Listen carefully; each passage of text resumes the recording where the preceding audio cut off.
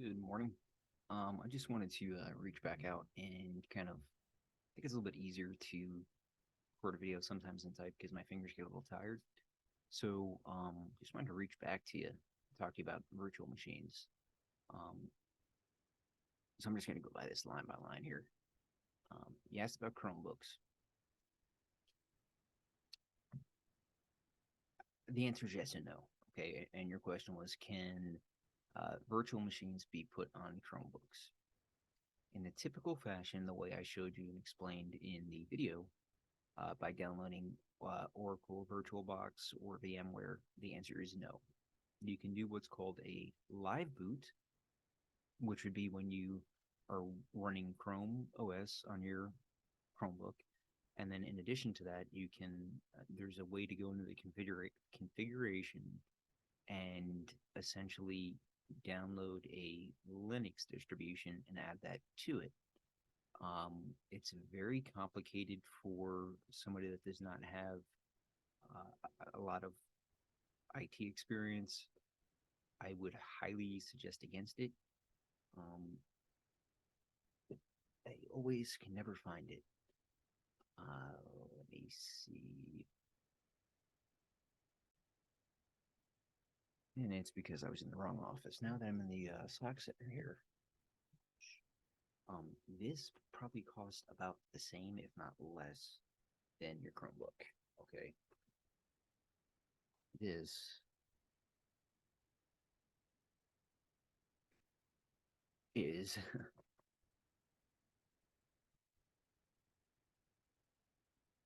a Dell Latitude 7470.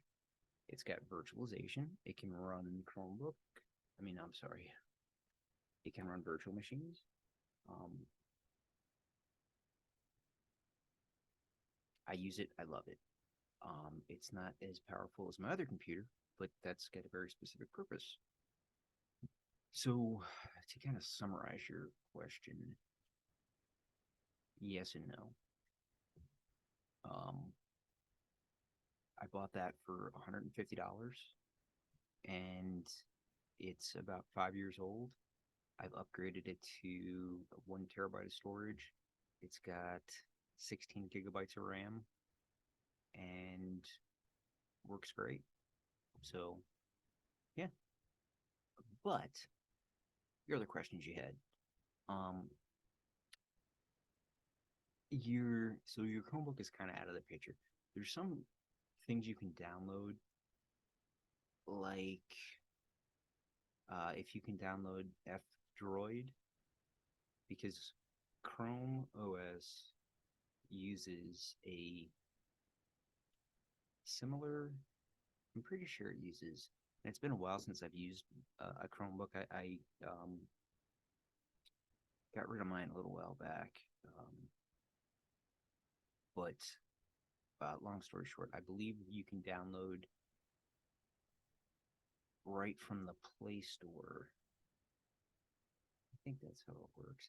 I'm not gonna try, but if you can download something called F Droid, F-Droid onto your actual computer, at that point, download Termux, Termux, and you can run stuff similar to Linux. It's basically kind of Linux, but it's all command line based, so it's not going to be as pretty as what I showed you. Um, so, other stuff you can do, and I'm just going to share this with you here. This is, and I'm assuming you have Windows where you're working. So this is a Windows sandbox. You can download anything. I just downloaded Firefox. If I wanted to download Tor, you just go to Tor browser, download the Tor browser, download browser, download for Windows, whatever. It's downloading. Now, downside to this, and the real reason why I really like virtual machines, okay? Let's say I were to go to a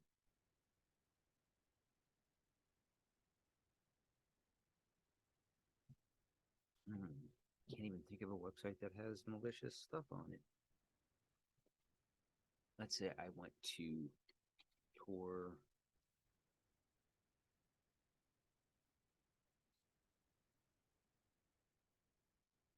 and intentionally now I guess they or sometimes they do typo squatting. Is typo squatting is what it's called. Um, torbrowser.com. See if that brings us. Okay, so this could pretend no, it redirected us. Dot no redirect.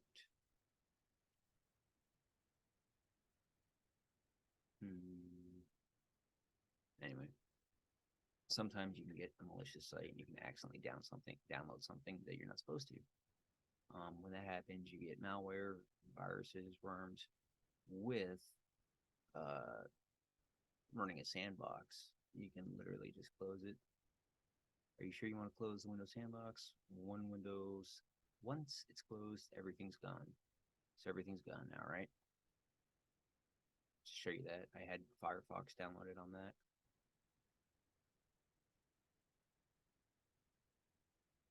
Stand by, I got it opening up on another monitor.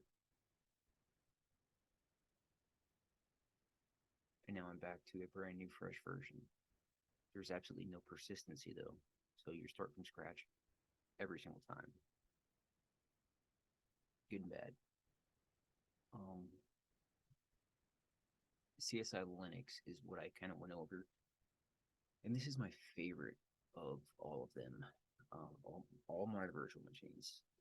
And these are the ones that I use and the uses for them. This is for OSINT, ethical hacking, more ethical hacking, more ethical hacking, OSINT, more ethical hacking. This is for DFIR kind of stuff, incident response, another incident response, my little USB. So those are the ones that I normally use, and they're just different versions. But the reason why I like this so much, again, it gives you a layer of protection. Okay, so if I do inadvertently be investigating malware, doing reverse engineering on malware, I want to be in a safe place to do that, right? Because I'm going to be working potentially with either in the logs, or I'm going to be working with the actual malware itself. So you definitely need to be in a sandbox for that. It doesn't have to be Windows sandbox. It needs to be in a virtual machine or something that's not connected to your network though. So I would obviously kill the network, and then you're doing everything right on here. That's not your point of doing it though. Your point would be for the open source intelligent using anonymity. Anonysurf, I don't know if that is something that you can get without. So here's how I would sell it to my IT people. I would explain to them the purpose of it. And with programs like Hunchly, which is built in right here, you can literally record everything, and it's built right into your cases. So you start a new case right here, start a case, start a new case, and we'll call this pro bono. You can fill out all this information. It's not required. What kind of investigation are you doing? We'll do open source intelligence. We'll do SOCMint. How about we'll do a username search, and we'll just do WNetwork. So it's going to search. It's using a program called Sherlock, which you can get. You don't need anything to use it, but it's literally scraping hundreds, if not thousands, of sites. See, look for the username WNetwork. That's possible it's there. It's possible it's not there, but it's going to go through them all. And remember, we called that case pro bono. Now we just click right here in our cases just to kind of show you.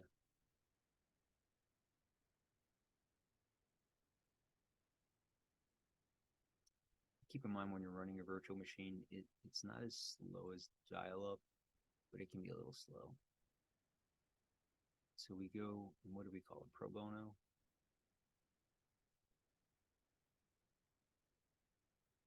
What do we just call it? Pro cases?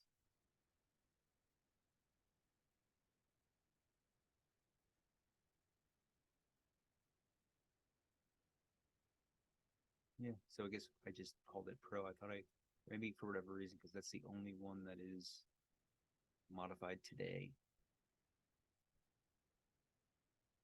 So you'll see it does have all these things that are automatically put in here. It does show an account search. This is the text. These are all the things that I found usernames for WMEC or WMeckler. Let me tell you, some of these probably aren't mine, but it was total 19. Oh, so it just gave us like, you know, sure, let's do it. Why not? So it's going to open up every single one of those now for me.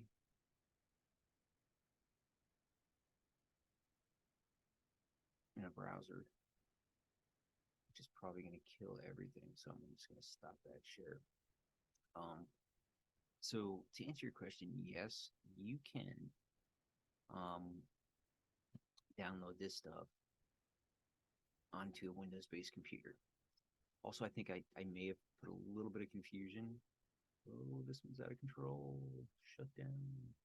Um, when you're using your virtual machine, look at it as like a portal or a doorway. I have a Windows computer. I don't have a Linux computer. Um, so what I'm doing is I'm using the Oracle VirtualBox or VMware to transport my computer into, not even my computer. I'm like, it's like I'm reaching my hands into somebody else's computer. That's what a virtual machine is. So it's not going to affect my computer when I download malware viruses. It's going to affect that other computer that it's virtual. It doesn't exist. It's not real. So yeah. So I mean, looking at your questions, you kind of already answered them all yourself. Um, I just think for the practicality of it and to sell the IT department on it, I would write out a list of every program that you would want.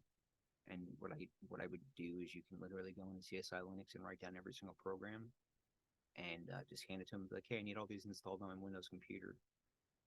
And they're gonna be like, oh my god, that's gonna take forever. Because downloading programs on Linux isn't always fast either.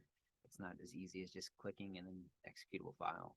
You got to go on a command line sometimes and run all kinds of prompts. So, um, as long as you're not going on the, it's not stuff that is part of a, like you still want to have a separate router, a off, something that's off network if you're going to be doing investigations that potentially lead back to your company.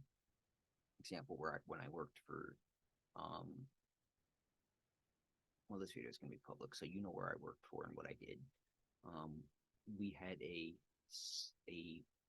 router that was not associated with the government entity that I worked for, a completely separate internet service provider that we went down once a month and paid cash with.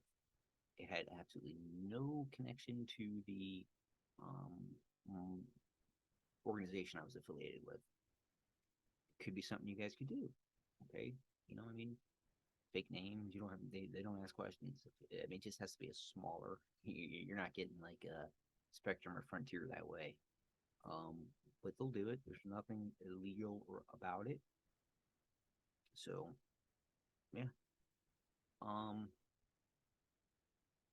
Hopefully that answered your questions. I don't see anything else. So um, if that doesn't, if you want me to elaborate a little bit more, please don't hesitate. Reach out to me. You got my information. And hope you have a great day. Hope you're enjoying everything. We'll see you later.